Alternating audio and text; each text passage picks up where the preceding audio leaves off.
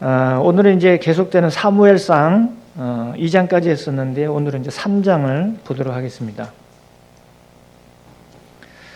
그래서 지난 시간에 이제 2장을 통해서는 주님을 존중히 여기는 삶에 대해서 교제를 나눴습니다. 그래서 이제 사무엘서 전체 주제가 2장에 있다 그랬어요. 그죠? 2장 30절을 한번 보실 거예요, 먼저. 그래서 항상 우리가 이제 사무엘서를 쭉 공부하면서 같이 말씀 나누면서 항상 이 주제의 내용은 우리가 마음에 품고 그 교훈으로 이제 계속 좀 갔으면 하는 그런 생각입니다. 2장 30절 하반절에 보시면 그렇게 나와 있죠. 나를 존중히 여기는 자를 내가 존중히 여기고 나를 멸시하는 자를 내가 경멸하리라. 이렇게 말씀하고 있습니다. 그러니까 주님이 자신을 존중히 여긴 자는 존중히 여긴다고 말씀하고 있습니다. 주님이 꼭 우리를 뭔가를 보답하기 위해서 그런 건 아닌데 우리의 모든 삶에 있어서 주님이 바라시는 게 바로 그런 거죠. 이 내용을 보면은 비슷한 말씀이 있어요. 존중히 여긴다는 것을 다른 표현을 하면 사랑으로도 표현할 수도 있잖아요. 그죠? 잠언 8장 17절에 그런 말씀이 있죠. 나를 사랑하는 자들이 나의 사랑을 입으며 나를 간절히 찾는 자가 나를 만날 것이니라. 물론 잠언서의 지혜라고 많이 말씀하는 것은 그건 어떻게 보면 주님을 의완해서 지혜로 많이 말씀하신 거예요. 성경의 그 잠언서에서 지혜라고 많이 했는데 그것은 사실은 누구를 말씀하시면 주님을 말씀하시는 거예요. 주님을 지혜를 통해서 나를 사랑하는 자들, 주님을 사랑하는 자는 나의 사랑을 입고 나를 간절히 찾는 자는 나를 만날 것이라고 이렇게 말씀하고 있습니다. 그래서 주님은 하나님의 지혜라고 말씀하고 있잖아요. 그죠? 주님은 하나님의 모든 지혜와 의로움과 거룩함과 구원함이 되신다고 말씀하고 있습니다. 하나님의 모든 것은 예수님을 통해서 다 계시하신 겁니다. 그럼 우리는 하나님의 모든 뜻을 알기 위해서는 어떻게 해야 될까요? 예수님을 존중하고 그분을 사랑하고 그분을 통해서 하나님의 뜻을 주신 모든 것들을 우리는 말씀을 통해서 다 받아야 되는 거예요. 그죠? 하나님 아들을 통해서 모든 걸 다 나타내셨습니다. 그래서 그리고 그거를 더 분명하기 위해서 아들을 이 땅 가운데 보내주셨고, 그죠? 그리고 그분이 구주인 것을 또 주님인 것을 드러내시고 확증하시기 위해서 그분이 십자가에서 우리의 모든 죄를 다 깨끗하게 하셨고, 그죠? 그래서 아까 말씀드린 눈과 같이 다 우리를 정결하게 하셨습니다. 다 이루신 거죠, 그죠? 그래서 나를 존중히 여기는 자를 내가 존중히 여기고 나를 멸시하는 자들은 내가 경멸하리라. 이 말씀이 이제 전체로 이제 흐르는데 오늘 이제 3장에서는 사무엘서 3장에서는 이제 나이가 어리지만 이 사무엘을 하나님이 이제 부르셔서 이제 사역을 시작하십니다. 자기의 말씀을 이제 대언하시고 이 사무엘을 통해서 하나님의 뜻을 이제 전달하시고자 이제 계획하셨습니다. 그래서 3장은 이제 사무엘을 부르시는 그런 모습입니다. 그래서 오늘 주제는 뭐냐면 이제 이 사무엘이 어떻게 부르심을 받는가 하는 부분을 이제 보면서 그러니까 주님 부르심에 깨어 있어야 되겠죠, 그죠? 지금도 많은 사람들이 주님이 많이 부르셔요. 근데 어떤 사람은 깨어서 그게 응답하는 분들도 있고 그렇지 못하는 사람들도 있어요. 세상에 지금 얼마나 많은 복음들이 증거되고 나타나고 이렇게 되고 있습니까? 그죠? 근데 어떤 사람들은 거기에 부르심에 응답하는 자들이 있는 반면에 그렇지 못한 자들이 많습니다. 그죠? 오히려 응답하지 못하는 자들, 알지 못하는 자들이 훨씬 더 많죠. 수적으로 볼 때는. 그래서 우리가 이제 주님의 그런 사랑을 증거하고 전파하고 해야 될 일들이 바로 그러한 일이죠. 그래서 오늘 이제 주님 부르심에 깨어 있는 삶입니다. 주제는. 그래서 우리가 주님의 부르심에 대해서 왜 깨어 있어야 되고 무엇에 깨어 있어야 되고 어떻게 깨어 있어야 되는가 하는 부분들을 한번 상고해 보도록 하겠습니다. 먼저 본문을 조금 읽어보겠습니다. 당시 이제 시대적 상황이 어떤 상황이었는가를 조금 이제 살펴보면 3장 1절 사무엘상 3장 1절 찾으셨죠? 아이 사무엘이 엘리 앞에서 여호와를 섬길 때에는 자 여기 아이라고 이제 표현되어 있어요. 그죠? 아직 이제 어린 상태죠. 섬길 때는 여호와의 말씀이 희귀하여 이상이 흔히 보이지 않았더라. 아직 이제 어린 아이로 그런 상태로 있었기 때문에 엘리가 하나님이 말씀을 계시하시기로 하셔도 아직 그 때까지 이르지 않는 것을 보게 됩니다. 그래서 이 당시는 아직 이제 사무엘을 부르시기 전에 보면은 여호와의 말씀이 희귀하다고 말씀하셨죠, 그죠? 희귀하다. 그리고 이상이 흔히 보이지 않았더라. 그러니까 이제 뭐 이상, 환상이 이제 보이지 않고. 그러니까 과거 시대 때는 하나님이 아직 말씀이 완성되지 않았기 때문에 어떤 이상이나 환상을 통해서 또 선지자를 통해서 하나님 말씀을 대언하고 이렇게 하셨죠, 그죠? 근데 지금 이 사무엘을 부리는 이 시대 때는 아직 하나님의 말씀이 희귀하고 그런 환상과 이상들이 아직 보이지 않았다는 거죠. 그리고 2절에 보시면 엘리의 눈이 점점 어두워가서 잘 보지 못하는 그때에 그가 자기 처소에 누웠고 하나님의 등불은 아직 꺼지지 아니하였으며 사무엘은 하나님의 궤에 있는 여호와의 궤 안에 누웠더니 여호와께서 사무엘을 부르시는지라 그가 대답하되 내가 여기 있나이다 하고. 그래서 처음 이제 하나님께서 사무엘을 부르십니다. 4절에 그렇게 되어 있죠. 사무엘을 부르셨습니다. 그래서 사무엘은 내가 여기 있나이다 이렇게 답변을 했는데 여기 보면 이제 2절하고 3절에 보면 조금 이제 대조적이죠, 그죠? 이때 이제 뭐 시대적 상황이 말씀이 희귀하고 이상이 흔히 보이지 않았다. 이거 하나님께서 말씀하지 않으신 거죠. 그래서 어떻게 보면 그 당시에 이 하나님께서는 대언하시고 깨어있는 마땅한 사람이 없었던 것을 보게 됩니다. 그래서 어떻게 보면 이 이스라엘 상황이 영적으로도 그렇고 도덕적으로도 참 어두운 시대에 있었음을 참 보게 됩니다. 그래서 물론 2절에 보면 엘리의 눈이 점점 어두웠고 자기 처소에 누웠다 이렇게 표현되어 있는데 이게 물론 엘리 제사장도 나이가 이제 있고 뭐 이런 상태라고도 표현도 되지만 어떻게 보면은 영적인 상태도 보여집니다. 그죠?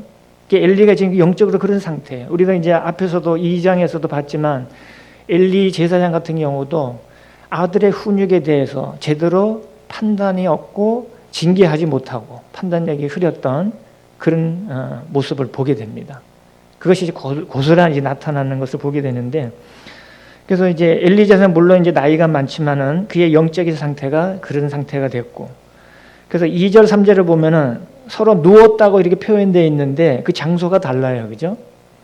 엘리는 자기 처소에 누웠고 그냥 편안한 장소에 그냥 누웠습니다. 그렇지만은 3절에 보시면 사무엘은 어디에 누웠다고요? 하나님의 궤에 있는 여호와의 전안에 누웠다. 이렇게 되어 있습니다. 그죠? 어디에 우리가 누워있고 안주하느냐에 따라서 다른 거예요. 그러니까 사무엘은 물론 이제 어리지만은 이제 하나님의 일꾼으로 쓰임 받을 그런 준비 단계에 꼭 있었다고 말할 수는 없어요. 왜냐하면 어리다 하더라도 이 엘리가 자기 처소에 누웠던 것처럼 사무엘도 그럴 수는 있어요. 그죠? 사무엘도 그럼 자기 처소에 가서 누워서 이렇게 할 수도 있어요. 그렇지만은 이 사무엘은 그 하나님의 존중하는, 존귀하는 그런 마음으로 그리고 그분의 말씀을 듣고자 하는 그런 언제든지 마음의 준비와 태도가 되어 있었던 거죠. 그래서 이 사무엘은 하나님의 궤에 있는 여호와의 전안에 누웠습니다. 그죠? 그럴 때 이제 4절에 사무엘을 부르셨습니다. 근데 사무엘의 참 응답도 참 정확해요. 그죠? 분명합니다. 사무엘을 부르셨는데 그 음성이 어떤지는 몰라요. 사무엘아, 사무엘아 이렇게 불렀는지 어떻게 그건 나오지 않았지만 사무엘을 불렀습니다. 근데 이 사무엘은 즉각적으로 내가 여기 있나이다.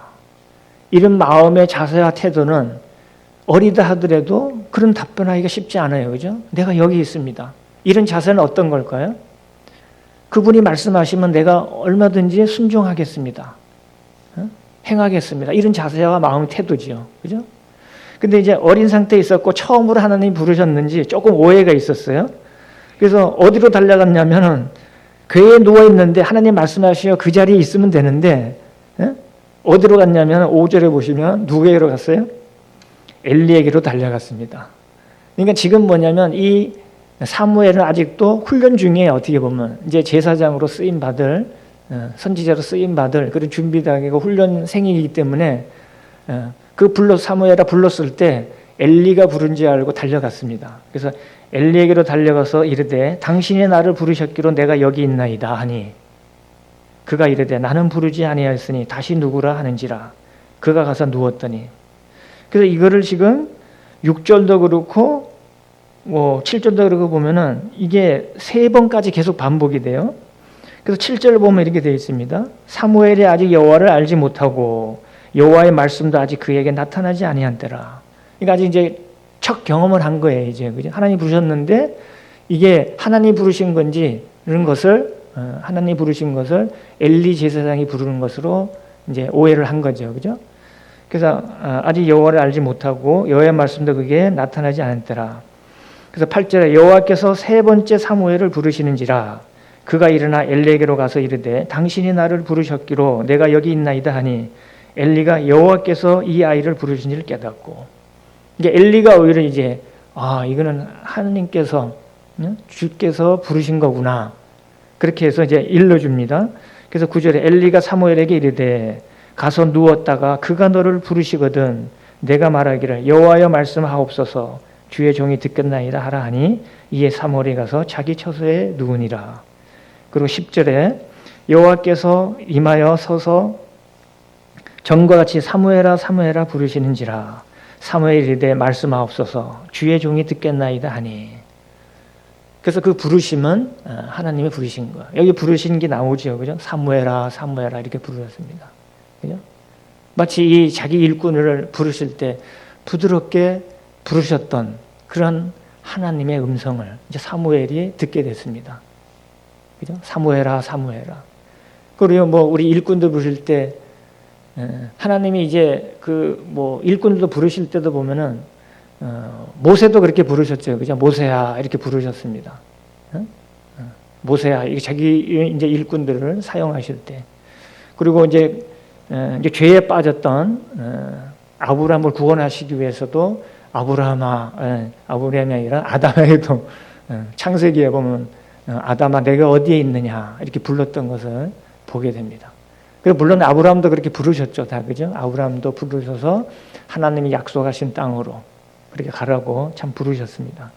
그래서 여기 이제 첫 사무엘을 부르시는 그런 장면입니다. 근데 이 사무엘이 어리지만 참 이게 하나님의 말씀에 순종하는 그런 태도와 자세는 참 단호합니다. 그죠? 망설임이 없어요. 그 착각하고 엘리 제사장이 부른지 알고 내가 여기 있냐고 다가갔던 것처럼 여기도 동일하게 사무엘을 부르셨을 때 말씀하옵소서 주의 종이 듣겠나이다.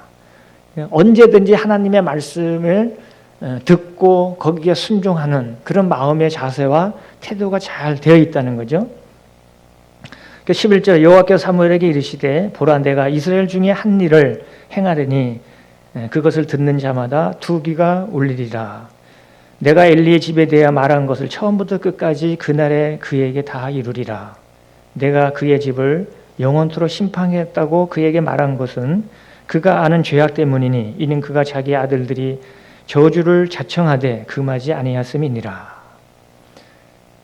하나님이 사무엘에게 처음 나타나서 이제 경고의 말씀을 이제 주시는데 그건 뭐냐면 하나님의 말씀은 시건하는 게 없잖아요. 그죠? 하나님은 모든 말씀이 다 반드시 하신 말씀은 이루시는 분입니다. 그래서 이미 우리 2장에서도 보면 2장 27절에 보면 어떤 익명의 하나님의 사람이 엘리야에게 와서 그에게 이르되 여호와의 말씀에 너희 조상의 집 이렇게 쭉 하시면서 30절에 보라 내가 내 팔과 내 조상의 집 팔을 끊어 내 집에 노인이 하나도 없게 하는 날이 이룰지라. 그리고 34절에 내 두 아들 홈리와 비나스가 한날에 죽으리니 그 둘이 당한 그 일이 내게 표징이 되리라. 그래서 하나님께서 사무엘에게 하실 말씀은 뭐냐면 이미 익명의 어떤 하나님의 사람을 통해서 하신 말씀을 이 엘리 집안에 심판을 하실 것을 재차 말씀하시기 위해서 사무엘에게 나타나신 겁니다. 그래서 그 내용을 이제 전달을 해야 되는데 14절에 이제 보시면 그러므로 내가 엘리의 집에 대하여 맹세하기를 엘리 집의 죄악은 제물로나 예물로나 영원히 속죄함을 받지 못하리라 하였노라 하셨더라. 그러니까 하나님이 이 엘리 제사장의 집안의 그런 심판에 대해서 징계에 대해서 언급하는데 이 제물과 예물로도 영원히 속죄함을 받지 못한다고 말씀하고 있습니다.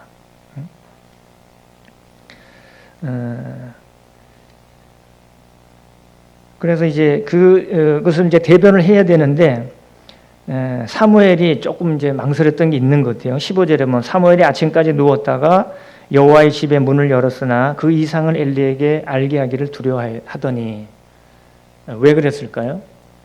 물론 그런 마음이 있겠죠, 그죠?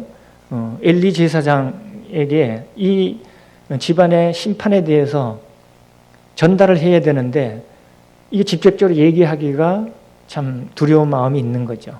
그죠? 망설여지는 마음도 있고. 근데 이제 엘리가 그래도 하나님에 대해서는 자기가 한 일에 대해서도 정직한 것 같아요. 엘리는 그래도. 그래서 16절에 엘리가 사무엘을 불러 이르되 내 아들을 사무엘아 하니 그가 대답하되 내가 여기 있나이다 하니 그가 이르되 내게 무엇을 말씀하시느냐. 이제 하나님이 사무엘을 통해서 하신 말씀을 이제 엘리가 듣고자 하는 거예요. 근데 이제 망설이는 그런 모습들이 보였는지 모르지만 17절에 청하노니 내게 숨기지 말라. 내게 말씀하신 모든 것을 하나라도 숨기면 하나님이 내게 벌을 내리시고 또 내리시기를 원하노라 하는지라.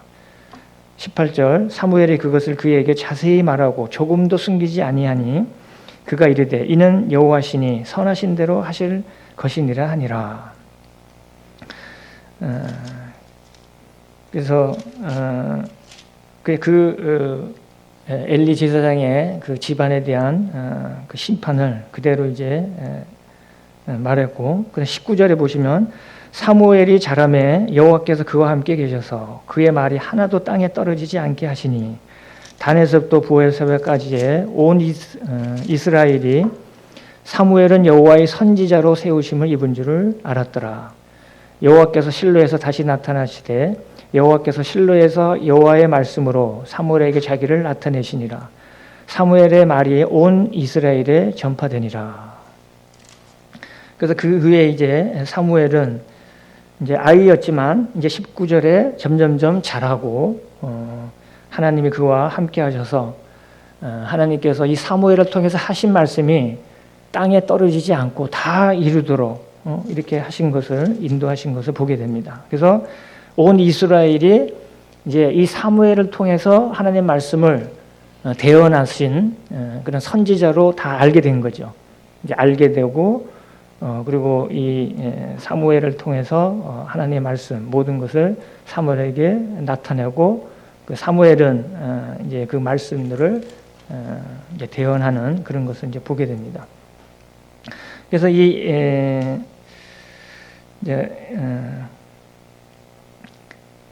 그래서 하나님께서 엘리 집안에 내리신 이러한 심판을 이제 실행할 것을 이제 사무엘을 통해서 재차 이제 말씀하셨죠.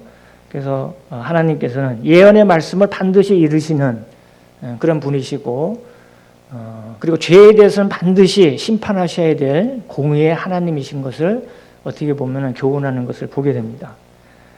그래서 엘리 집의 심판은 어떤 제사라도 속죄함을 받지 못하는 그런 죄악이기 때문에, 그죠? 하나님을 어떻게 보면 모독하는 죄입니다. 그리고 이 아이 사무엘은 이제 점점점 자라서 온 이스라엘이 여호와의 선지자로 이제 세우심을 알았고, 그리고 이 이제 사무엘을 통한 말씀이 온 이스라엘에 전파되는 것을 이제 보게 됩니다. 이제 사무엘의 이제 사역이 본격적으로 이제 하나님의 부르심으로 이제 시작된 것을 이제 보게 됩니다. 그래서 이제 오늘 보면은 이 사무엘은 어리지만, 그래서 우리가 하나님의 부르심에는 이 육신의 연륜, 이 나이가 중요한 게 아니라 어떤 자가 깨어 있느냐 하는 것이 참 중요한 것 같습니다. 사무엘은 어렸잖아요, 그죠? 어리지만은 하나님이 그를 부르셨습니다. 그래서 우리 하나님의 부르심에는 이 연륜이 중요한 게 아니라 우리가 영적으로 얼마만큼 깨어 있느냐, 그분의 말씀에 얼마만큼 깨어 있느냐 하는 것이 참 또 중요한 것을 참 보게 됩니다. 그래서 주님은 연륜과 상관없이 준비된 자를 참 부르신다는 것을 참 생각해 보게 되고, 오늘 주제가 이제 부르심에 깨어 있는 삶이다 그랬잖아요, 그죠? 그래서 사무엘의 자세와 태도가 참 중요합니다, 그죠? 그래서 나는 어느 나이에 참 부르심을 받을지는 모르지만 우리가 중요한 것은 내가 정말 주님의 부르심에 깨어 있다 그러면 얼마든지 주님은 연륜과 상관없이 참 사용하실 수 있는 그런 분이신 것을 한번 생각해 보게 됩니다. 그래서 그러면 이제 왜 우리가 깨어 있어야 되느냐, 그리고 무엇에 깨어 있어야 되는가, 어떻게 깨어 있어야 되느냐 하는 부분을 이제 잠깐 한번 생각해 보도록 하겠습니다. 그래서 첫 번째, 왜 우리가 깨어 있어야 될까요? 이 부르심의 삶에 대해서 우리가 깨어 있어야 된다는 건 뭐냐면, 그래서 깨어 있는 자는 우리가 말씀을 뜻대로 분별하고 순종하기 위해서 깨어 있어야 됩니다. 그죠? 깨어 있지 않으면 우리 하나님 말씀에 관심이 없잖아요, 그죠? 그리고 우리 하나님의 뜻을 알 수가 없습니다. 우리가 깨어 있을 때 하나님의 말씀의 뜻대로 뜻을 잘 분별하고 순종을 위해서 우리는 깨어 있어야 됩니다. 왜냐하면 세상에는 지금 어느 시대보다도 참 이 시대는, 사무엘 시대, 이 시대는 참 말씀이 희귀한 시대라 그랬잖아요, 그죠? 그렇지만 지금 시대는 어떤 시대죠?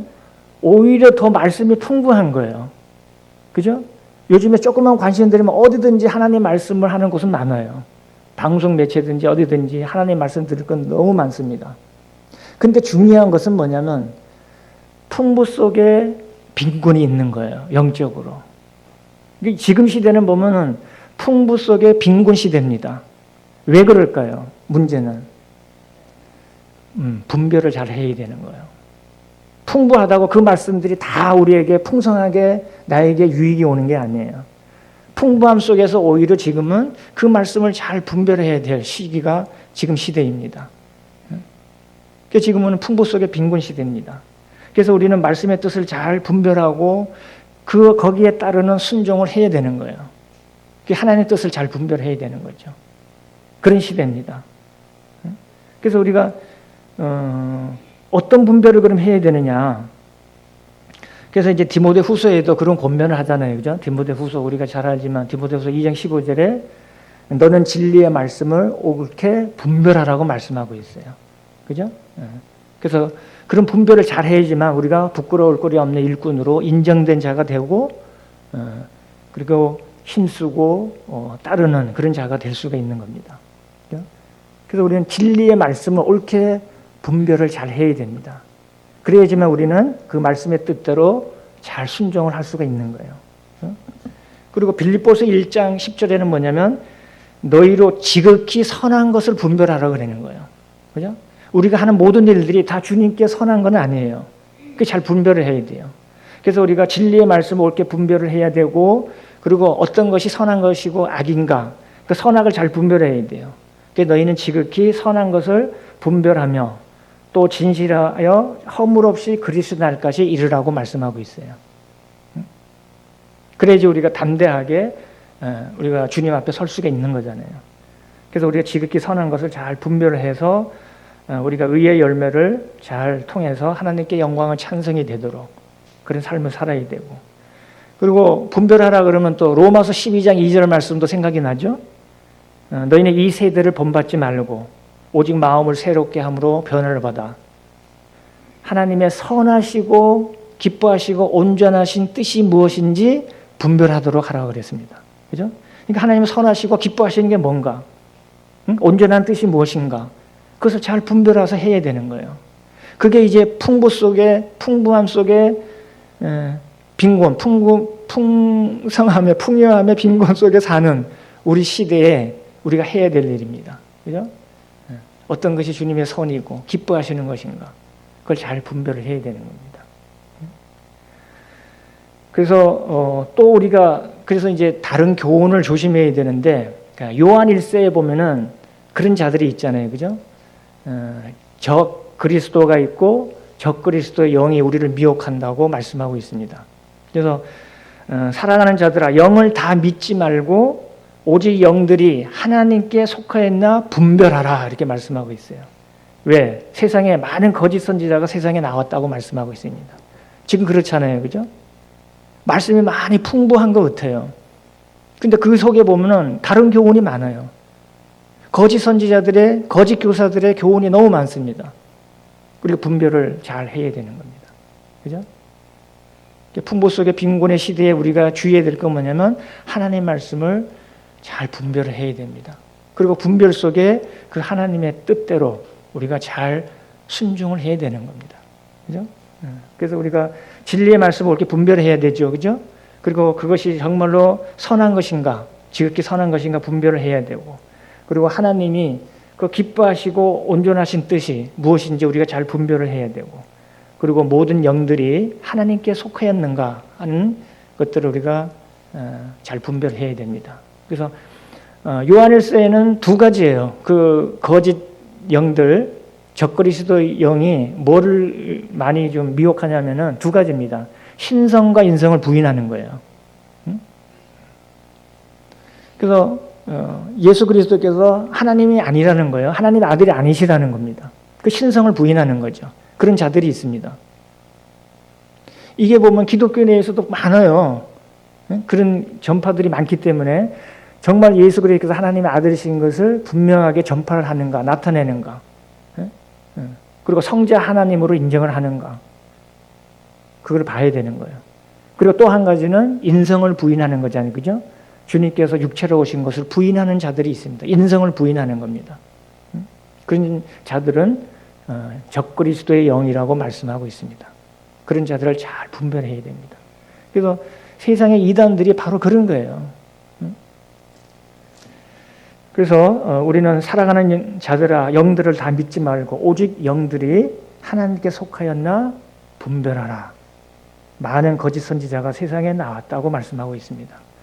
그래서 우리는 우리 주님의 신성과 인성을 부인하는 자들, 그들이 바로 적그리스도와 적그리스도의 영인 것을 우리가 분별을 잘 해야 됩니다. 그래서 우리는 이제 왜 깨어 있어야 되느냐 하게 첫 번째, 우리가 하나님 말씀의 뜻대로 분별하고 순종하기 위해서 그렇습니다. 그다음 이제 두 번째 생각해 보면은 우리가 이제 거룩하고 경건한 삶을 살아야 되잖아요, 그죠? 그러기 위해서 우리는 깨어 있어야 됩니다. 이제 권면의 말씀이, 깨어라는 권면의 말씀이 굉장히 많이 나와요, 여기저기에. 그래서 몇 군데 보면은 고린도서 16장에도 보면은 고린도서 16장 13절 14절에 보면 깨어 믿음에 굳게 서서 남자답게 강건하라, 이런 말씀이 있습니다. 거기다 깨어라고 되어 있습니다. 깨어 믿음에 굳게 서서. 그리고 에베소서 5장 14절에는 그러므로 이르시기를 잠자는 자여 깨어서 죽은 자들 가운데서 일어나라. 우리는 영적인 잠을 잘 수가 있어요. 깨어 있지 않으면은 우리는 다 잠자는 상태로 무덤덤하게 무감각하게 살아갈 수 있습니다. 근데 주님이 우리에게 잠자는 자들처럼 그렇게 있지 말고 우리는 깨어 있으라고 말씀하는 거예요. 깨어서 죽은 자들 가운데 일어나라. 그리스도께서 너에게 비추시라 하셨느니라. 주님이 우리에게는 진리의 말씀, 빛을 통해서 우리에게 비추시고 그 빛의 자녀로서 합당한 삶을 살아가기를 바라시는 거죠. 그게 이제 깨어있는 삶입니다. 그래서 우리가 깨어있으라고 권면하는 거죠. 그리고 디모데후서 2장 26절에는 그들로 깨어 마귀의 올무에서 벗어나. 우리 잠자고 깨어있지 않으면은 결국 우리는 마귀의 올무에 빠질 수가 있습니다. 그래서 우리는 이 깨어서 마귀의 올무에서 벗어나 오히려 하나님의 사로잡힌 바 되어 하나님의 말씀에 사로잡혀서 그 말씀에 사로잡힌 데가 그 뜻을 따르게 하실까 함이라, 이렇게 말씀하고 있습니다. 그리고 베드로는 베드로전서 5장 8절 9절에 그렇게 돼 있죠. 근신하라 깨어라 너희 대적 마귀가 우는 사자같이 두루다니며 산길 자를 찾나니 너희는 믿음에 굳건하게 하여 그를 대적하라 이렇게 되어 있습니다. 우리가 깨어있지 않으면 말씀에 깨어있지 않으면 이 대적 마귀가 삼킬자를 찹니다. 그죠? 삼킬자를 찾고 그리고 올무로 그들을 그물에 갇히게 하고 그리고 영적으로 잠자게 하고 이런 일들을 계속하고 있는 겁니다. 그죠? 그래서 우리는 지금도 영적인 싸움을 싸우고 있는 거예요. 우리는 싸움 중에 있습니다. 우리는 평안을 너무 원하잖아요. 그죠? 우리 평안을 원해. 뭐 아무것도 생각하기 싫고. 뭐 이런 게 그게 사실은 평안이라고 착각하고 있는 거죠. 사실은 그렇지 않죠. 지금은 전쟁 중입니다. 휴전 상태에 있는 거예요. 마치 우리나라가 지금 뭐 전쟁을 직접적으로 하지 않지만 우리는 휴전 중에 있잖아요. 그죠? 근데 언제든지 전쟁이 일어날 수 있습니다. 우리의 영적인 면도 마찬가지예요. 우리는 지금 영적 전쟁을 치르고 있는 그런 상태에 있습니다. 그러려고 그러면 어떻게 되죠? 깨어 있어야 됩니다.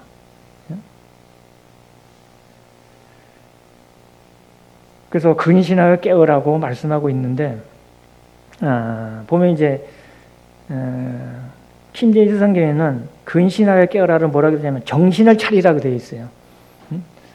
정신을 차리고 깨어 있으라 이렇게 말하고 있는데 이게 이제 근신이라는 이 표현이 있잖아요. 근신이라는 게 어떤 의미일까요? 상가 뭐 행동을 조심하는 거잖아요. 그죠? 상가 뭐 조심하고 이런 거게 이제 근신인데 이 잠언서에 보면은 근신이란 이 표현이 보면 한 5가지 정도 5번인가 나오는 것 같아요. 근데 잠언서에서는 뭐라고 되어 있냐면 이 근신을 분별로 말씀하고 있어요. 분별로. 그러니까 예를 들면 잠언서 1장 4절에 처음에 이제 나오는데 잠언서 1장 4절에 보면은 어리석은 자를 그러니까 이게 잠언의 목적이에요. 어리석은 자를 슬기롭게 하며 젊은 자에게 지식과 근신함을 주기 위한 것이니 이렇게 되어 있어요. 그러니까 젊은 자에게 근신함을 주기 위해서 이 잠언이 쓰여진 목적이에요. 근데 그 근신을 보면은 이제 킹제임스 성경에는 뭐라고 되어 있냐면 다 분별로 되어 있어요. 그러니까 젊은 자에게 근신한다는 게 분별함을 주기 위한 거다 이렇게 말씀하고 있습니다. 그만큼 이제 분별이 우리에게 이제 깨어 있음에 중요한 것을 말씀하고 있습니다. 그래서 우리가 왜 깨어 있어야 되느냐? 그래서 우리가 하나님 뜻을 잘 분별하고 순종하기 위한 거고, 그리고 우리가 또 그래야지만 우리가 거룩과 경건의 삶을 위해서 그렇게 살아갈 수 있습니다. 고린도전서 15장 34절에도 보면 깨어 의를 행하고 이렇게 되어 있습니다. 깨어 있지 않으면은 우리가 그런 의를 행하는 삶을 살아갈 수가 없어요. 그래서 깨어 의를 행하고 죄를 짓지 말라. 아까 이제 사단 마귀는 우는 사자같이 산길자를 찾는다 그랬잖아요. 그죠? 그래서 우리는 깨어서 의를 행하고 죄를 짓지 말라. 하나님을 알지 못하는 자가 있기로 내가 너희를 부끄럽게 하기 위하여 말하노라. 그래서 고린도 성도들에게 그렇게 운하는 것을 보게 됩니다. 그리고 데살로니가전서 5장 6절에는 우리를 하나님의 자녀지만 특별히 더 구체적으로 우리는 낮의 아들이고 빛의 아들이라고 말씀하고 있어요. 그러면서 뭐라고 말씀하냐면 그러므로 우리는 다른 이들과 같이 여기도 동일하게 자지 말고 오직 깨어 정신을 차릴지라 이렇게 말씀하고 있습니다. 그러니까 성경 여러 군데서 보면은 우리가 서신서들을 보면은 앞부분에 다 교리적인 말씀을 하잖아요. 그죠? 그 뒤에는 보면 뒤에는 교훈적인 말씀이 많아요. 우리 삶에. 우리 경건한 삶을 위해서 교훈하는 말씀들이 많습니다. 그래서 앞부분에는 교리적인 부분, 그 뒷부분에는 우리 생활적인 면의 교훈을 위해서 대부분 서신서들이 많이 그렇게 구성되어 있습니다. 구성되어 있는데 아무튼 우리는 다른 이들과 자지 말고 오직 깨어 정신을 차리라. 왜 그러냐면은 우리는 거룩과 경건한 삶을 위해서 그렇게 해야 되는 거죠. 그리고 또 한 가지 이제 또 왜 우리가 깨어 있으냐면은 결국은 우리는 누구를 바라는 거죠? 다 주님을 바라잖아요, 그죠? 주님 오심을 바라는 거예요. 물론 우리가 살아있을 때 일찍 오시면 우리 편에서는 일찍 오시면 우리가 살아서 주님 만날 수도 있고, 또는 안 그러면은 우리가 뭐 죽어서 이제 부활의 몸으로 주님을 만날 수도 있습니다. 그래서 아무튼 우리는 주님 오심을 맞을 준비를 위해서 깨어 있어야 됩니다. 마치 슬기로운 여인처럼 신랑을 맞이하는 그 슬기로운 다섯 처녀처럼, 그죠? 깨어 있어야 되는 거죠. 언제 오실지 모르기 때문에. 그래서 우리는 주님 오심을 맞을 준비 위해서 우리는 깨어 있어야 됩니다. 마태복음 24장 42절에도 그러므로 깨어 있으라. 어느 날에 너희 주가 임할지 너희가 알지 못함이라. 그죠? 깨어 있어야 되는 사람들은 반드시 뭐가 확신이 있어야 되죠? 구원의 확신이 있어야 되는 거예요. 그죠? 오늘 이 순간에 온다고 생각해 보세요. 구원을 받을 게 아니죠. 받은 자만이 주님이 들림을 받는 거예요. 그게 중요합니다. 깨어 있어야 됩니다. 그리고 우리가 경건한 삶을 통해서 주님을 맞이할 수 있는 그런 삶을 우리가 살아야 되는 거죠. 그리고 마태복음 25장 13절에다 그런즉 깨어 있으라. 너희는 그 날과 그때를 알지 못하니라. 우리가 그 날과 그때는 우리가 알지 못합니다. 그렇기 때문에 우리는 항상 깨어 있어야 됩니다. 신랑이 언제 올지 모르기 때문에 슬기로운 처녀들은 등불을 들고 맞이해야 되는 거죠. 등불과 기름을 준비하고 그렇게 있어야 됩니다. 그래서 계시록 16장 15절에도 주님이 어떻게 오시냐면은 보라 내가 도둑같이 오리니 누구든지 깨어 자기 옷을 지켜 벌거벗고 다니지 아니하며 자기의 부끄러움을 보이지 않은 자는 복이 있도다 이렇게 말씀하고 있습니다. 그러니까 주님이 도둑이 돼서 온다는 게 아니라 표현이 어떤 도둑은 예고 없이 오잖아요. 그죠? 언제든지 그 집에 알리고 도둑이 내가 너희 집 훔치러 갈게 알리고 오는 도둑은 없죠. 그죠? 그것처럼 주님이 도둑같이 온다는 표현이 그런 거예요. 주님이 도둑이라는 게 아니라 도둑같이 언제 알 수 없도록 온다는 거죠. 그래서 보라 내가 도둑같이 오르니 누구든지 깨어 자기 옷을 지켜 벌거벗고 다니지 아니하며 자기 부끄러움을 보이지 않는 자는 복이 있도다. 자기 옷을 지켜, 자기 옷이라는 게 뭐예요? 우리 행실이잖아요. 그죠? 아까 우리 경건과 거룩을 위해서 깨어 있으라고 말씀드렸죠. 그죠? 그래서 우리는 주님의 오심을 준비하기 위해서 우리는 깨어 있어야 됩니다. 그죠? 그 다음에 그럼 무엇에 우리가 깨어 있어야 될까요? 왜 깨어 있는 건지 이유를 이제 알았죠. 그죠? 우리가 이제 말씀을 잘 분별하고 순종하기 위해서 그렇고, 거룩과 경건한 삶을 위해서 깨어 있어야 되고, 또 주님의 오심을 우리가 준비하기 위해서 우리가 깨어 있어야 됩니다. 그죠? 그렇지만 이제 우리가 무엇에 깨어 있어야 될까요? 그래서 우리가 분별이란 중요했잖아요. 그죠? 분별을 생각하면 우리가 첫 번째 말씀에 깨어 있는 거죠. 그죠? 말씀에 깨어 있으라. 그래서 우리는 믿음에 굳게 서기 위해서도 그렇지만은 우리가 그러기 위해서는 우리가 말씀에 깨어 있어야 됩니다. 왜냐하면 성령께서는 진리의 영이신 성령께서는 우리가 말씀으로 인도하기 때문에, 그리고 세상의 많은 미혹으로부터 우리를 지키고 안전한 것은 결국은 말씀에 깨어 있어야 되는 거죠. 마가복음 13장 37절에도 깨어 있으라. 내가 너에게 하는 이 말은 모든 사람에게 하는 말이라 하시니라. 그러니까 모든 사람이 유념해서 들어야 될 말씀인 거예요. 깨어 있으라는 거는. 우리 성도님들이 모든 마찬가지로 우리가 깨어 있을 것을 말씀하고 있습니다. 그리고 두 번째는 우리 말씀에 깨어 있어야 되고, 그리고 또 중요한 거는 기도로 깨어 있어야 됩니다. 그죠? 우리가 기도를 한다는 것은 뭘까요? 우리가 주님을 신뢰하고 그분의 능력을 의지하는 거죠. 그리고 그분의 인도하심을 의지하는 겁니다. 그리고 기도는 우리의 영적 호흡이고 우리 생명을 유지하는 거잖아요. 그리고 우리 주님과의 사귐의 관계도 우리가 알 수가 있어요.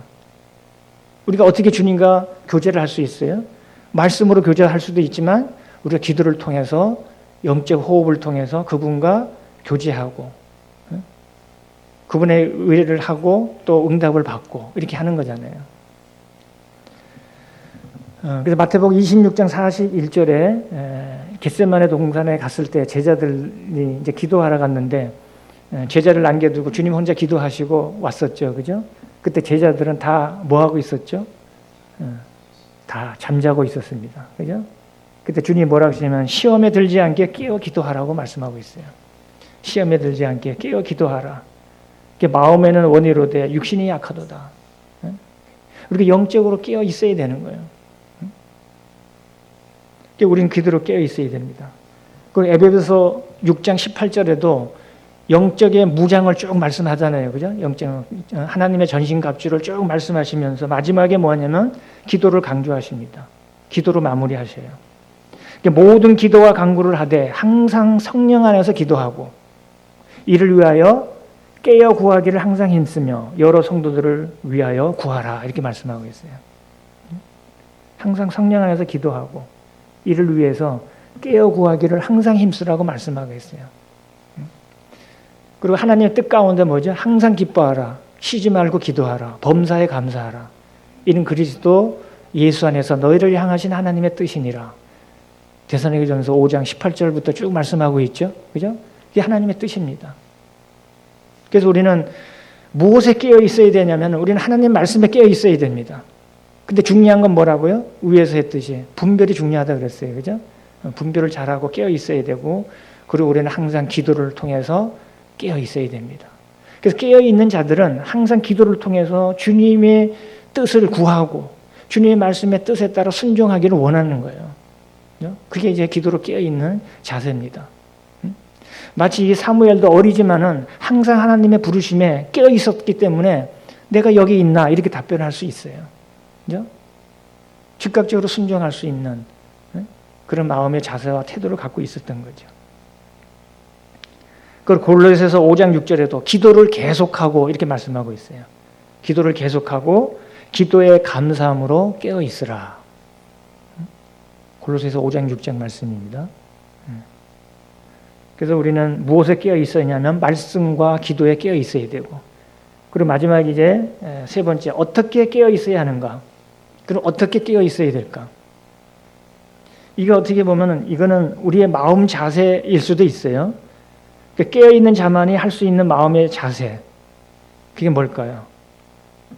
그래서 내가 무엇을 해야 하는가에 대한 인식을 가지고 있는 자입니다. 그런 여자들. 그죠? 내가 무엇을 해야 되지? 무엇을 해야 되는가? 그리고 두 번째는 내가 무엇을 준비하고 있는가에 대한 각성. 각성이 있어야 돼. 인식도 있어요. 무엇을 해야 되는 인식과 무엇을 해야 되는가에 대한 각성, 깨달음이 있어야 되는 거예요. 그죠? 그 깨달음은 내가 누구인가부터 나오겠죠, 물론. 그러면 내가 신분을 알면 신분을 아는 자는 가만히 있지는 않아요. 그 신분에 맞는 삶을 살게 되는 거예요. 그래서 내 은사가 무엇인가? 그리고 지금 우리 모임에서 필요한 것들이 어떤 것들이 있을까? 그죠? 내가 무엇을 해야 되지? 또 어떤 것을 해야 되지? 무엇을 해야 되지? 이런 것들이 기도하고 깨어있는 자들은 그렇게 하는 거예요. 우리가 주님을 위해서 사는 삶은 어떤 걸까요? 먼저 우선적으로 주님의 몸된 교회를 위해서 내가 어떤 일을 해야 되는가? 그겁니다. 그죠? 우리 주님을 위해서 하는 것들은 다 뭐냐? 교회를 위해 하는 거하고 동일한 거예요. 주님이 뭐라 그랬죠? 그 사도 바울에게 처음 나타날 때 네가 왜 나를 핍박하느냐? 네가 나를 왜 핍박하느냐? 그 핍박하는 걸 누구를 핍박하는 거예요? 교회를 핍박하는 겁니다.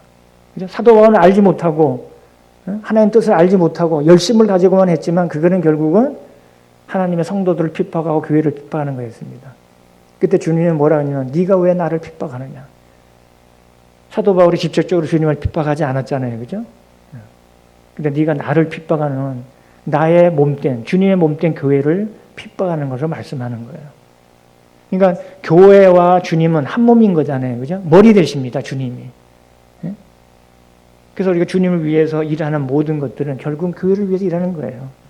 그래서 어떻게 깨어 있어야 되느냐? 그 마음 자세는 결국 내가 무엇을 해야 되는지 하는 인식을 갖는 거예요. 그 무엇을 해야 되는가? 각성을 해야 되는 거죠. 그래서 내 은사가 무엇인가? 숨겨두면 안 되잖아요. 그죠? 한 달란트 받은 자처럼 숨겨둬서는 안 돼요. 우리는 비록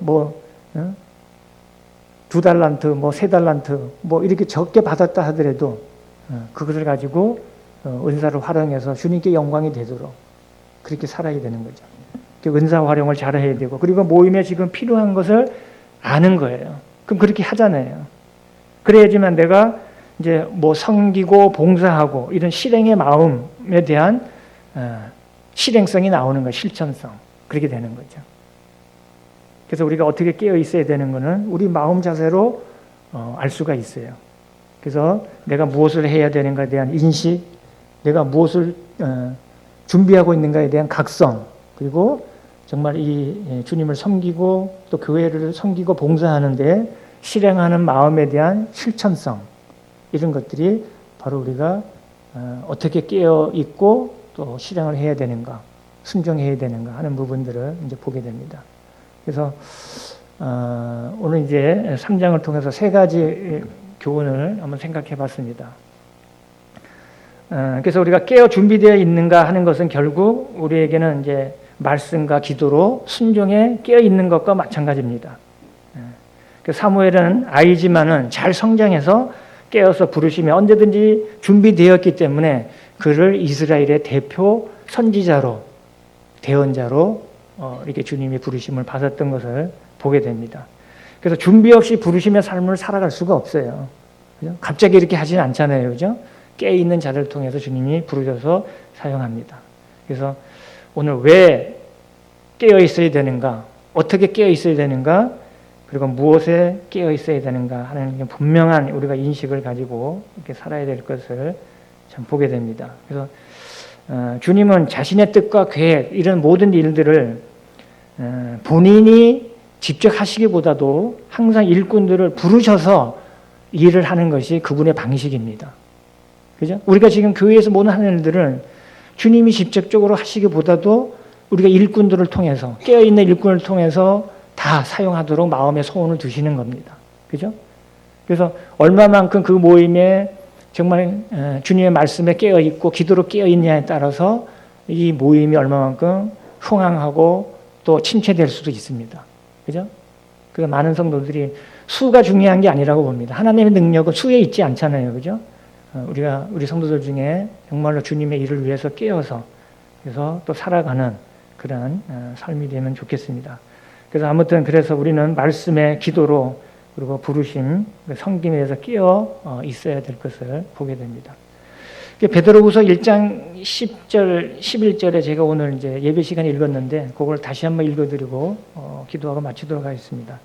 그래서 깨어 있는 자만이 부르심과 택하심을 굳게 할 수가 있습니다. 베드로후서 1장 10절부터 11절 말씀. 그러므로 형제들아 더욱 힘써 너희 부르심과 택하심을 굳게 하라. 너희가 이것을 행한즉 언제든지 실족하지 아니하리라. 이같이 하면 우리 주 곧 구주 예수 그리스도의 영원한 나라에 들어감을 넉넉히 너에게 주시리라. 이미 우리는 영원한 나라에 들어감을 넉넉히 얻은 자들입니다. 그죠? 마땅히. 그래서 우리의 의무와 책무는 우리가 선택이 아니라 사실은 마땅히 우리는 더욱 힘써 주님의 부르심과 택하심을 굳게 하는 그런 삶을 통해서 주님께 영광 돌리는 그런 우리 신앙의 삶이 되기를 바랍니다. 우리 기도드리고 마치겠습니다.